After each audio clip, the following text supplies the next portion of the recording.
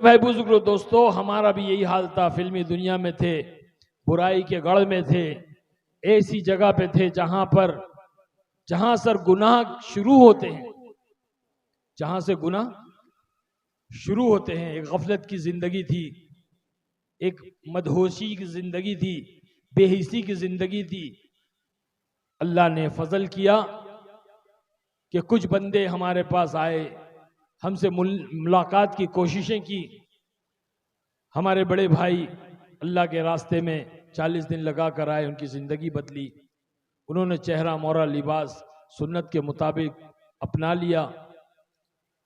हमने जब देखा तो हम बड़े बदजन हो गए कि भाई लोग अल्लाह के रास्ते में जाते हैं, दावत व तबलीग की मेहनत में लगते हैं और ले जाकर के उनको मुल्ला मौलवी बना देते हैं।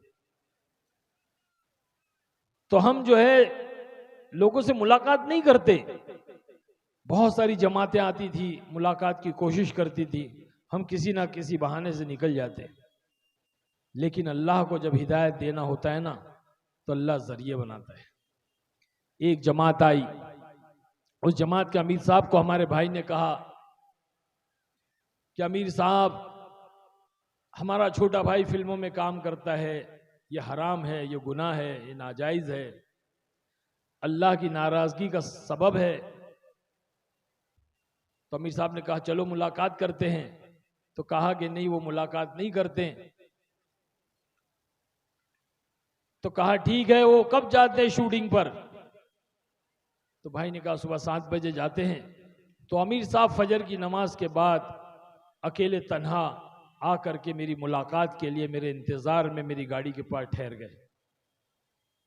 बुजुर्ग थे, अल्लाह वाले थे, सफेद दाढ़ी सफेद बाल, लिबास सफेद था, थोड़ा मैला कुचेला था।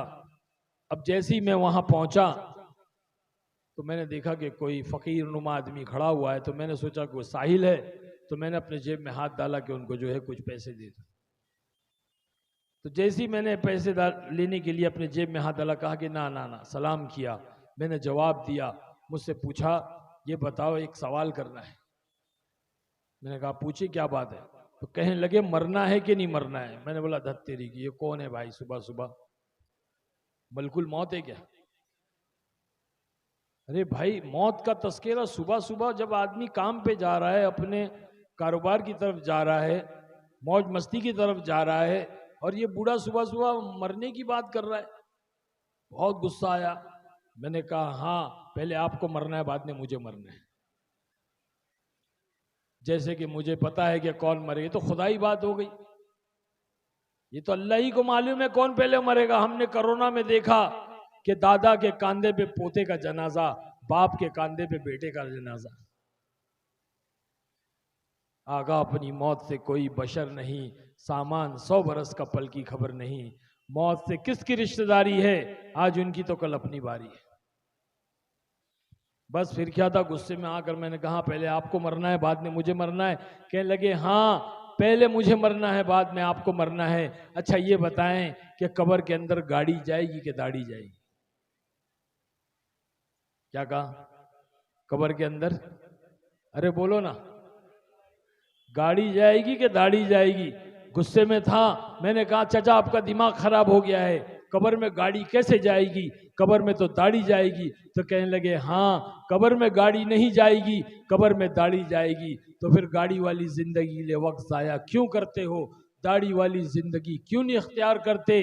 दाढ़ी वाली जिंदगी तो जनाब रसूलुल्लाह सल्लल्लाहु अलैहि वसल्लम, बस दिल से निकली जो आह असर रखती है, पर नहीं ताकत परवाज मगर रखती है।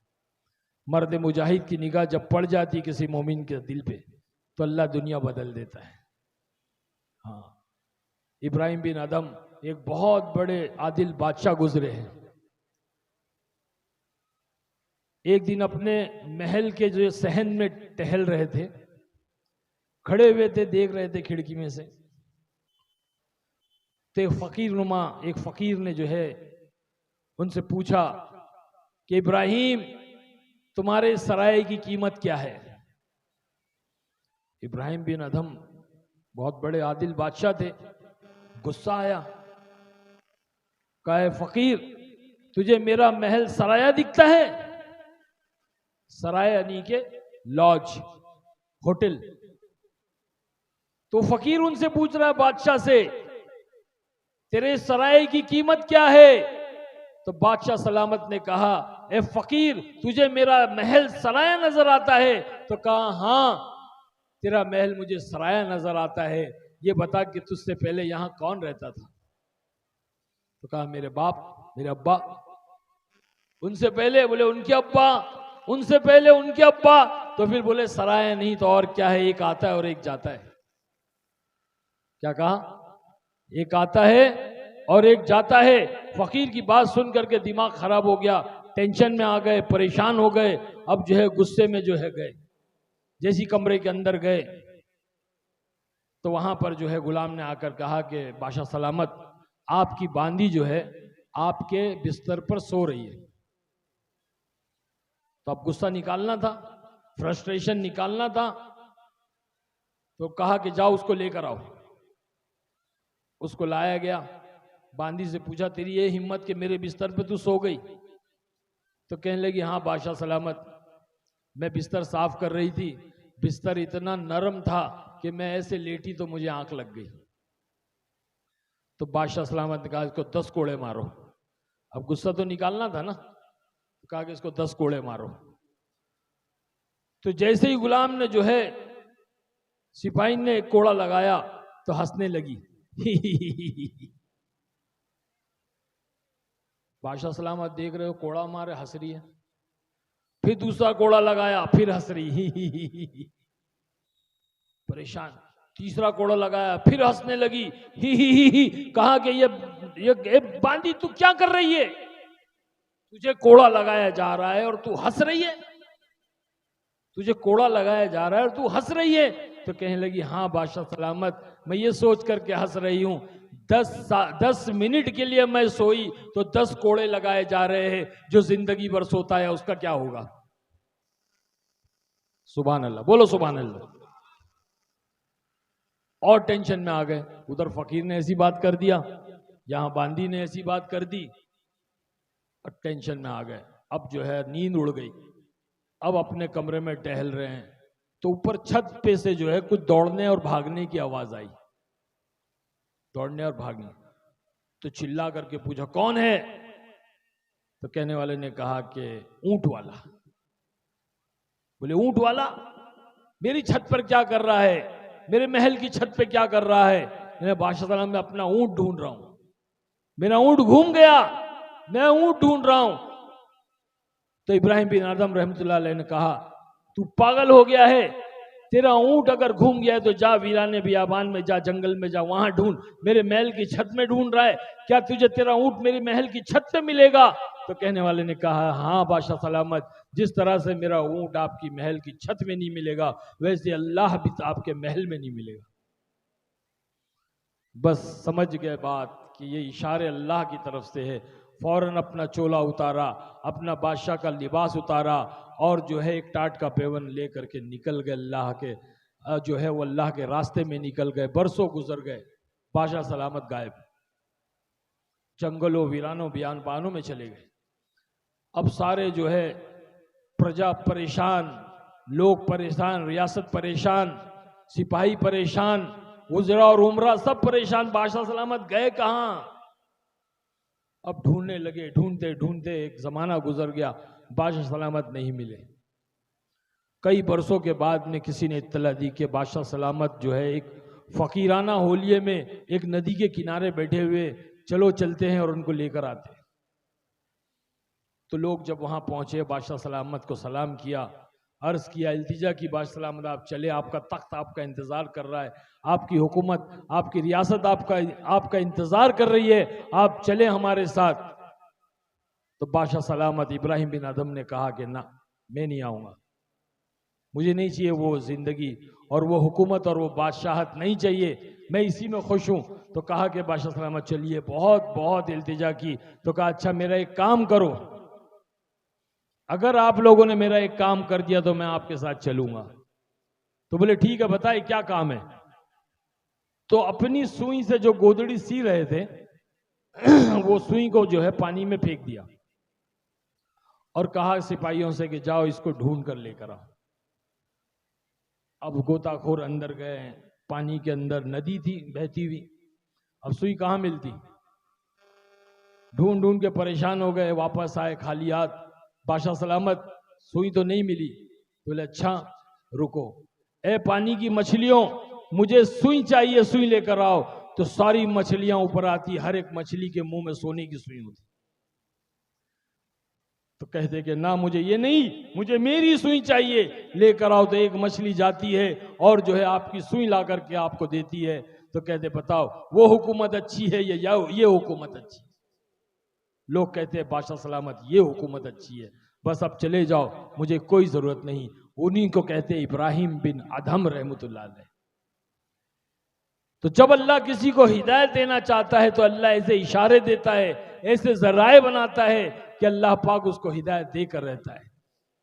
मेरे साथ भी ऐसा ही वाकया हुआ कि वो अल्लाह के वली, वो अमीर साहब जो जमात में आए थे, अल्लाह की राह में आए थे, उन्होंने मुझसे कहा कि कब्र में गाड़ी जाएगी दाढ़ी जाएगी। ये उनकी बात जो है मेरे दिल में चुभ गई और मेरे दिमाग में बैठ गई कि भाई ये दाढ़ी वाली जिंदगी क्या है जो हजरत मोहम्मद सल्लल्लाहु अलैहि वसल्लम की जिंदगी है। बस उस जिंदगी की तलाश में जैसे ही लगा, अल्लाह ने वो सुकून अता फरमाया, वो चैन अता फरमाया कि दुनिया की मालो मता, दुनिया की दौलत, दुनिया की शोहरत, दुनिया की इज्जत कदमों में थी। अल्लाह ने जो है वो मजा जन्नत का चकाया, चटाई पर, मस्जिद की चटाई पर अल्लाह ने वो सुकून की नींद दी जो सब कुछ रहते हुए भी नहीं थी। नशे करते थे, नींद की तलाश में, दिल बेचैन थे, परेशान थे, सुकून नहीं था, जलन थी, हसद था, लालच थी और हवस थी, और दुनिया मिल जाए, और दुनिया मिल जाए, और दुनिया मिल जाए। अल्लाह कहता अला बिज़िक्रिल्लाहि तत्मइनुल कुलूब, हमने दिलों का चैन और इत्मीनान अपने जिक्र में रखा है। और अल्लाह का दीन सरासर जिक्र है, अल्लाह का दीन सरासर जिक्र है।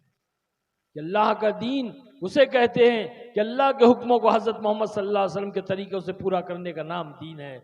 और अल्लाह कहता है कि हमने दीन में कामयाबी रखी है। जो दीन पर अमल करेगा अल्लाह उसको दुनिया में भी कामयाब करेगा और आखिरत में भी कामयाब करेगा। और जो दीन को छोड़कर जिंदगी गुजारेगा वो दुनिया में भी नाकाम होगा और आखिरत में भी नाकाम होगा। इसीलिए मेरी गुजारिश है आप तमाम से कि हम इस मजमे में सारे लोग ये नियत करें कि इस मजमे से उठने के बाद में हमारी जो जिंदगी होगी वो दीन वाली जिंदगी। और जो दाढ़ी नहीं रखते हैं वो दाढ़ी रखें, एक सुन्नत को जिंदा करें। बोलिए इंशाअल्लाह। अल्लाह के रास्ते में निकले, 3 दिन 40 दिन 4 महीने अल्लाह के रास्ते में जाने की नियतें करें। अपनी औलाद और अपने नस्लों को दुनिया में जो है इस रास्ते में भेजें, अपने जीते जी अल्लाह के रास्ते में भेजे, ताकि हमारी औलाद और हमारी नस्लों की जिंदगियों में दीन आ जाए। अगर हमने ऐसा नहीं किया तो आने वाला वक्त बहुत खतरनाक है। हम तो बंबई में रहते हैं, हमें पता है कि दुनिया कितनी खतरनाक और कितनी गंदी होती जा रही है। कैसी साजिशें और कैसी प्लानिंग मुसलमानों के बच्चों को जो है वो नशों में मुब्तला कराया जा रहा है, और जो है बुराई में मुब्तला कराया जा रहा है, और जो है जुओं में मुब्तला कराया जा रहा है। नौजवान बच्चियों के ऊपर किस तरह साजिश करके उनको बहकाया और भटकाया जा रहा है, उनकी इज्जत और अजमतों से खेला जा रहा है। ये सारी साजिशें इस्लाम के दुश्मनों की चल रही है। हमें अभी भी मोहतात हो जाना चाहिए, अलर्ट हो जाना चाहिए, जाग जाना चाहिए और ये बेहोशी की जिंदगी से निकल जाना चाहिए। अगर अब भी हमने अपनी आंखों को नहीं खोला, हम बेदार नहीं हुए, हम मोहतात नहीं हुए, तो कल हमारे बचाने वाला कोई नहीं रहेगा। कुछ नहीं करना है, हमें किसी से टकराना नहीं है, किसी से शिकायत नहीं करना है, बस हमें अल्लाह की रस्सी को पकड़ना है, अल्लाह के दीन पर चलना है, नमाजों को कायम करना है। आने वाला महीना मुबारक महीना रमजान का है।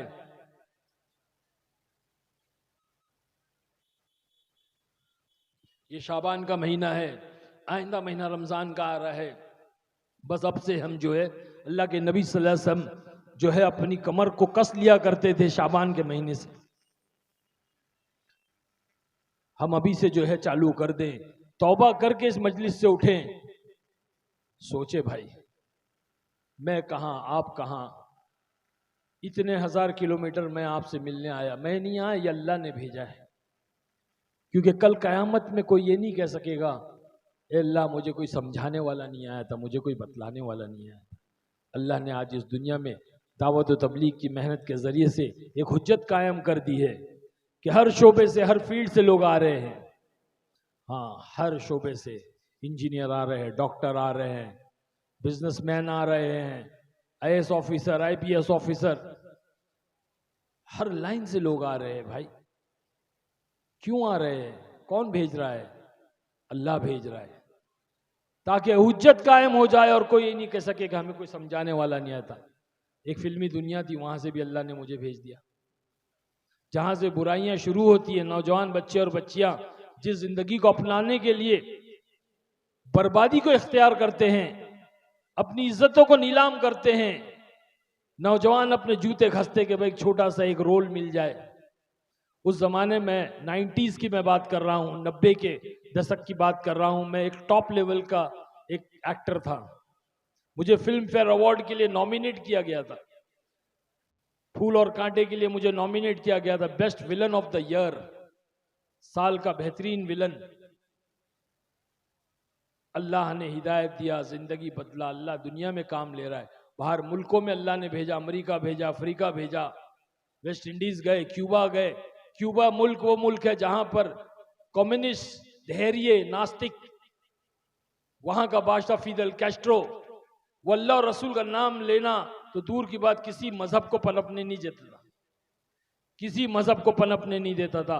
अल्लाह ने एक नौजवान को भेजा, पड़ोस के मुल्क से एक नौजवान पढ़ने के लिए गया, मेडिकल साइंस के लिए गया, और अल्लाह ने उससे ऐसा काम लिया कि उस मुल्क के अंदर अल्लाह ने इस्लाम को जिंदा कर दिया। हमारी जमात वहां गई थी, 1 महीना हम उस मुल्क में रहे। 3000 लोग उस वक्त इस्लाम में दाखिल हो चुके थे। एक बड़ी शानदार मस्जिद बनी थी जिसमें सबसे पहली बार ईद की नमाज अदा की गई, और उस नमाज के अंदर हमारी जमात 8 साथियों की मौजूद थी। तो ये मेहनत है, ये अल्लाह की रजा वाला काम है, ये दावत का वो काम है जो अल्लाह पाक ने सबसे पहले हमें जिसका तारुफ कराया। जब बच्चा पैदा होता है मुसलमान के घर में, तो सबसे पहला अमल क्या किया जाता है? अरे बोलो ना, क्या किया जाता है? अजान दी जाती है ना, सीधे कान में अजान, उल्टे कान में अकामत। अजान क्या है? अजान दावत है, और सबसे बड़ी दावत है। इसीलिए अजान के बाद जो दुआ पढ़ी जाती है उसमें कहा जाता है अल्लाहुम्मा रब्बा हाज़िही दावती ताम्मा, सबसे बड़ी दावत। दावत के जरिए से ईमान अंदर दाखिल किया जाता है, फिर उसके बाद में उस बच्चे को शहद चटाया जाता है या दूध पिलाया जाता है। क्योंकि दावत के जरिए से जब ईमान अंदर दाखिल किया जाएगा, वो बच्चा बड़ा होगा, भूखा होगा तो साबिर बनेगा, सब्र करेगा, और मालदार बनेगा तो शाकिर बनेगा, शुक्र करेगा। अगर दावत के जरिए से ईमान को अंदर दाखिल नहीं किया गया, तो ये बच्चा जब बड़ा होगा, भूखा रहेगा तो डाकू बनेगा, और मालदार बनेगा तो फिरौन बनेगा। इसीलिए सबसे पहला तारुफ दावत। ये नहीं कहा बच्चे से कि अब उठ जा, पैदा हो गया, नमाज पढ़, अब उठ जा हज कर ले, अब उठ जा रोजा रख, अब उठ जा ज़कात दे, ये नहीं कहा। बल्कि सबसे पहले जो अमल सामने लाया गया वो दावत का अमल लाया गया, और दावत के जरिए से ईमान को अंदर दाखिल किया गया। अल्लाह खुद दाई है, इसीलिए अल्लाह ने अपने कलाम में सारे नबियों की दावत को पेश किया, किसी नबी की इबादत को पेश नहीं किया। सारे नबियों की दावत, नूह अलैहिस्सलाम की दावत, इब्राहिम अलैहिस्सलाम की दावत, मूसा अलैहिस्सलाम की दावत, ईसा अलैहिस्सलाम की दावत, हुजूर पाक सल्लल्लाहु अलैहि वसल्लम की दावत, शोएब अलैहिस्सलाम की दावत, लूत अलैहिस्सलाम की दावत, सारे नबियों की दावत को अल्लाह ने पेश किया, किसी की इबादत को नहीं पेश किया। अल्लाह को दाई से बड़ी मोहब्बत है। कुरान में अल्लाह ने यासीन को अपना दिल बनाया, कुरान का दिल बनाया, और उसके अंदर अल्लाह ने एक साहब का वाकया बयान किया, हबीब नज्जार, जिसको अल्लाह के नबी सल्लल्लाहु अलैहि वसल्लम नाम से नहीं पुकारते थे, यासीन वाला साहब कहते थे। वो एक दाई थे, दाई का वाकया अल्लाह ने बयान किया। मेरे भाई बुजुर्गों, दोस्तों, हमें दाई बनना है। जब हम दावत देंगे, जिस चीज की हम दावत देंगे, ईमान की दावत देंगे, ईमान बनेगा, नमाज की दावत देंगे, नमाज बनेगी। इल्म की दावत देंगे, इल्म आएगा। जिक्र की दावत देंगे, जिक्र आएगा। अखलाक की दावत देंगे, अखलाक आएगा। इखलास की दावत देंगे, इखलास आएगा।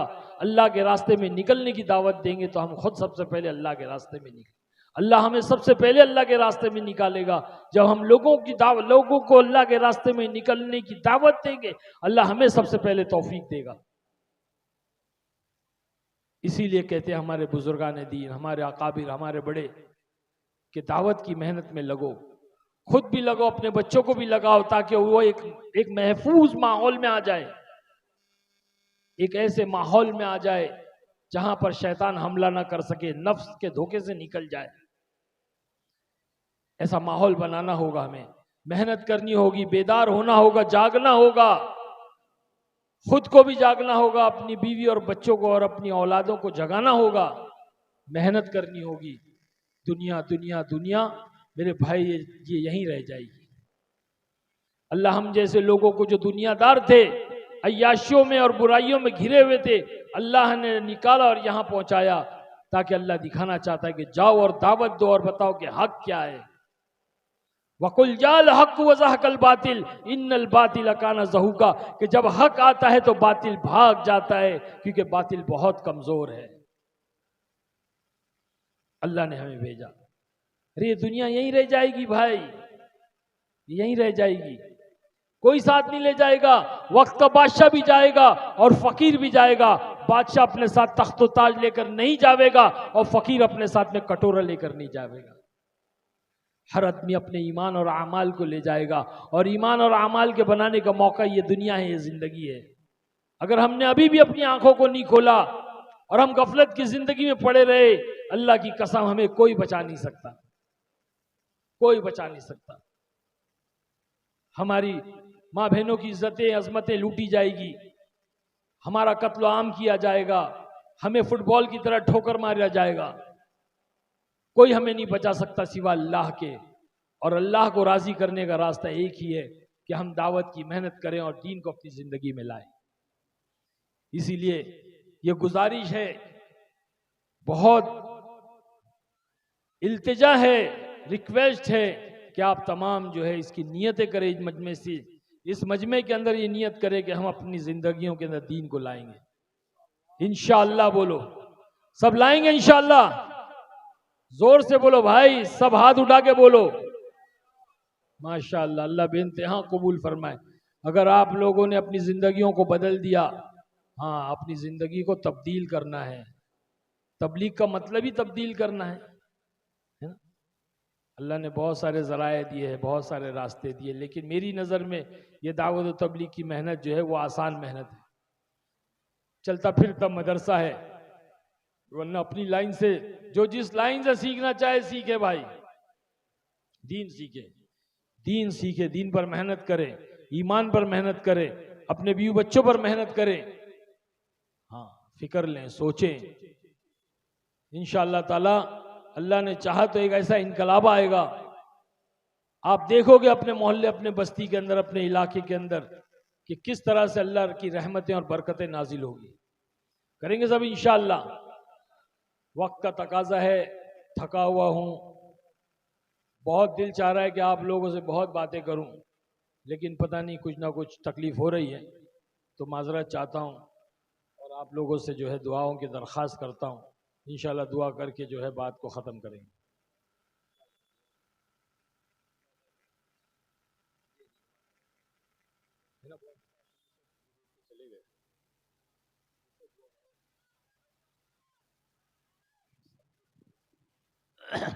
भाई दरूद शरीफ पढ़ लो।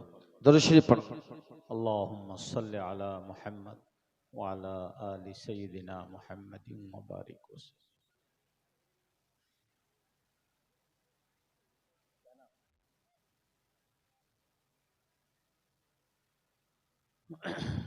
अल्लाहुम्मा आमीन। अल्लाहुम्मा सल्लि अला मुहम्मद व अला आलि सय्यिदिना मुहम्मद व बारिक वसल्लम। अल्लाहुम्मा अंतस्सलाम व मिनकस्सलाम व इलैका यरजिउस्सलाम। रब्बना